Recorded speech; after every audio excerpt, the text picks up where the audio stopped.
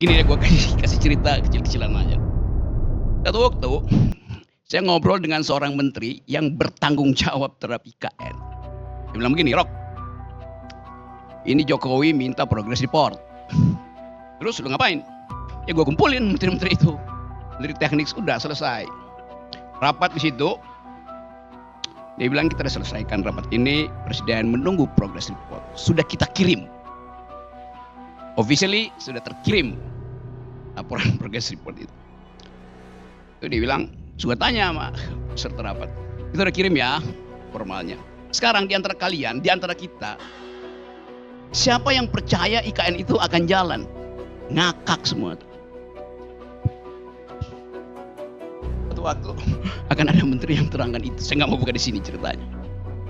Nah, cerita kedua, saya pergi ke Luwuk, masuk ke Poso, Danau Poso tuh, karena mesti backup LSM Pro Lingkungan di situ. Oke, datang pengusaha, dia bilang, "Pak Rocky, saya eksportir kerikil ke IKN." "Dan kamu betul?" "Ya." "Nah, dari Poso itu, ya Poso Palu segala segitu pinggiran itu. Dan kamu betul?" Dia berhasil rugi 20 miliar belum dibayar. Kerikil. Saya kasih aja parsial-parsialnya tadi.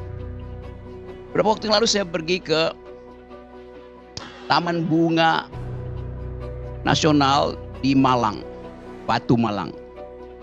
Taman bunga yang bagus betul, peninggalan Belanda. Kepala desa bilang begini ke saya, "Kami mensuplai semua bunga ke IKN. Diambil dari Batu Malang rupanya, bunganya bagus-bagus." "Terus apa masalahnya, Pak?" "Sampai sekarang kami nggak dibayar." Taman bunga itu, kebun bunga itu dimiliki oleh 15.000 rakyat dalam bentuk koperasi. Ditipu.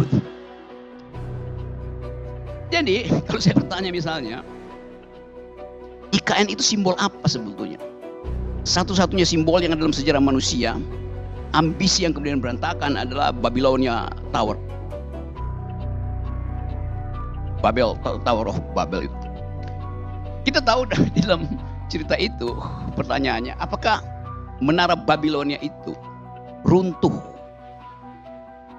karena kedunguan? Dungu artinya tidak bisa lagi bercakap-cakap karena bahasanya diocak-acik oleh satu kekuatan, atau dia runtuh karena ambisi itu? Runtuh karena kedunguan atau runtuh karena kepungahan? Saya akan balik situ lagi dulu ya. Saya balik lagi ke IKN tadi itu. Kenapa dari awal saya nggak percaya pada IKN? Karena kalian percayanya lain dengan cara Jokowi memandang IKN.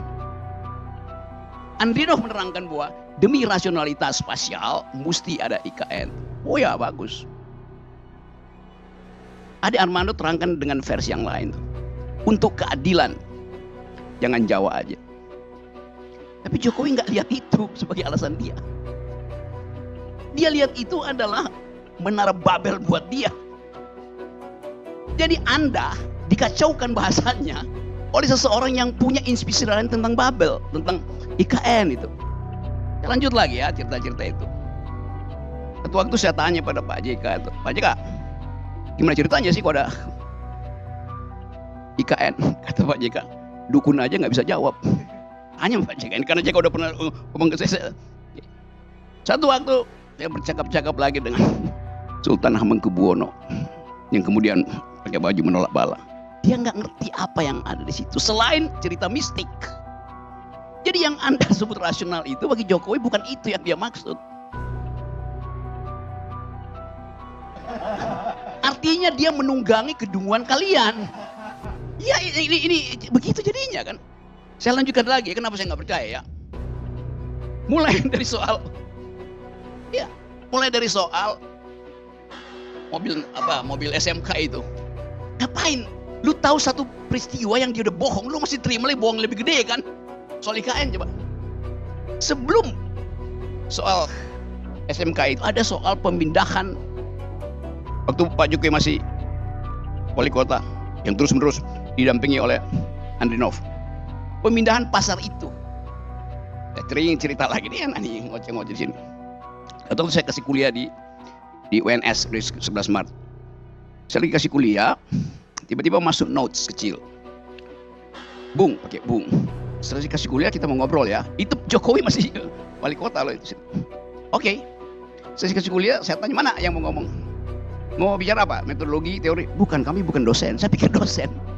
Ternyata beberapa pemuda itu diutus oleh seseorang, saya lupa namanya, yang adalah tokoh PKI, ketua pemuda rakyat pada waktu itu, anggota komite sentral PKI, masih hidup waktu itu, namanya apa namanya? Pak Karni tahu ya? Rewang. Nah, ini gua cerita soal Rewang nih. Rewang masih hidup waktu itu, dia mau ketemu saya. Tiba-tiba dia sakit, dia utus anak buahnya, muridnya itu. Jadi kenapa begini, Pak Rewang mau cerita. Ini Bang Rocky, jangan pernah percaya pada Jokowi. Ya. Dia masih hidup waktu itu, kemudian beberapa bulan kemudian dia meninggal tuh Pak Rewang. Karena saya ini pemimpin rakyat. Saya tahu watak rakyat, bahkan rakyat Solo. Rewang yang adalah pemimpin rakyat bahkan mengatakan Jokowi itu pembohong. Dia bukan rakyat. Kenapa? Jokowi pastikan bahwa pasar itu akan pindah. Dibuat sedemikian rupa, diskusi 1 bulan penuh di depan rumahnya dia itu. Padahal sebetulnya selama dia berdiskusi, oligarki Solo itu udah lakukan namanya under table transaction uang yang dia pindah. Jadi udah disogok dulu, Jokowi bilang bikin panjang ya diskusinya. Kira-kira begitu, cerita 1 bulan kan pers semua Jokowi nego segala macam itu. Dia pastikan bahwa tidak akan ada lubang bolong di Solo. Malam ini lubang, besok pasti tutup. Itu bukan APBD, dia tinggal telepon satu oligarki di situ, tutup, selesai. Jadi Anda dari awal, ya kalau saya cerita dari awal mungkin Anda nggak akan. Saya tahu dari awal itu. Jadi sekuensi pengetahuan saya tentang kebohongan Jokowi itu, begitu IKN dibuat saya ngakak-ngakak, ini pasti nipu. Tetapi begitulah, disirap kita untuk memuliakan seorang yang memang ini Jokowi, dia tidak tahu bahwa selama 10 tahun banyak orang yang tahu bahwa dia tidak tahu. Karena nggak ada yang memberitahu bahwa dia tidak tahu. He is riding the tidal wave of stupidity. Your stupidity. Itu yang terjadi. Nah, saya mau terangkan, saya nggak ada urusan dengan Pak Jokowi itu. Kalau dendam kagak. Kaisang ulang tahun, Kaisang kawin, keluarga Jokowi undang saya bahkan masuk VIP.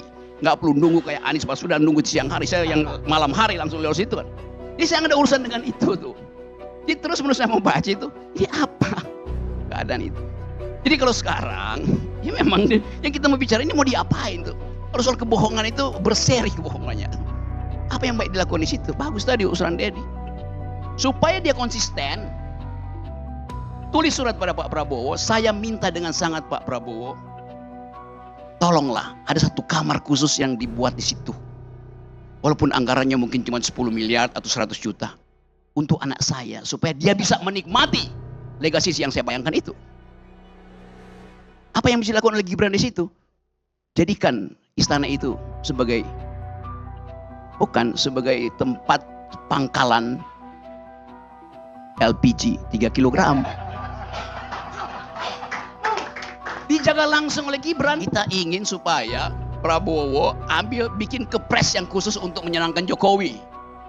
Yunto anaknya itu. Kenapa begitu? Pak Gibran sendiri bilang ada masalah, lapor Wapres. Kan udah ada kota besar lapor Wapres. Jadi coba kita lengkapkan kedunguan ini. Terima kasih.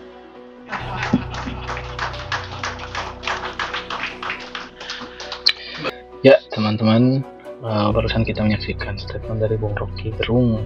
Seperti biasa ya, Bung Rocky menyampaikan beberapa statement-statementnya terkait IKN yang ternyata di sini Bung Rocky terlihat sedikit bongkar-bongkaran ya terkait beberapa pengusaha. Ada tadi seperti contohnya pengusaha kerikil dan pengusaha bunga yang merugi gitu ya. Aduh, ternyata belum dibayar teman-teman. Dan beliau menilai bahwa IKN ini hanya sebatas ambisi Jokowi. Berbeda dengan para pengamat yang lain bahwa IKN ini menaruh harapan baru ya untuk masyarakat supaya tidak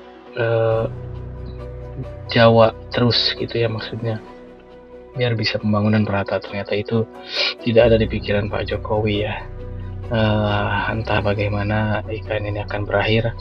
Oke, yang menarik menurut saya terkait tadi bongkar-bongkaran dari statement Pak Rocky itu terkait pencitraan Pak Jokowi ya. Dari mulai beliau di Solo itu kita tahu ya bahwa Pak Jokowi itu berangkat dari yang namanya mobil SMK, dan tadi dijelaskan juga Pak Rocky bahwa sebelum itu terjadi itu ada drama-drama lah istilahnya terkait pemindahan pasar gitu ya, yang seharusnya itu bisa dilakukan dengan mudah, tapi Pak Jokowi ingin itu terlihat lebih panjang gitu ya. Jadi itu menjadi pembicaraan media, termasuk SMK juga dia.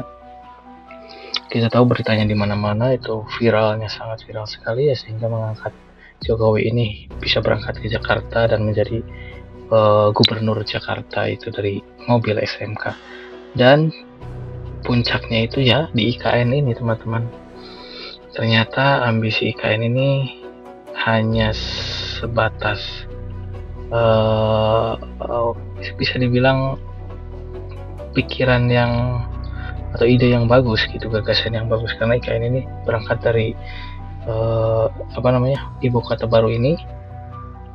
Isu akan pindahnya itu memang sudah lama, dari zaman Soeharto juga sudah ada wacana ini, namun eksekusinya atau perhitungannya itu tidak matang ya, terkesan buru-buru sehingga ya akhirnya mangkrak juga gitu. Banyak kerugian bagi masyarakat, bagi pengusaha ya. Menurut kalian gimana teman-teman? Apakah masih realistiskah IKN ini untuk dilanjutkan?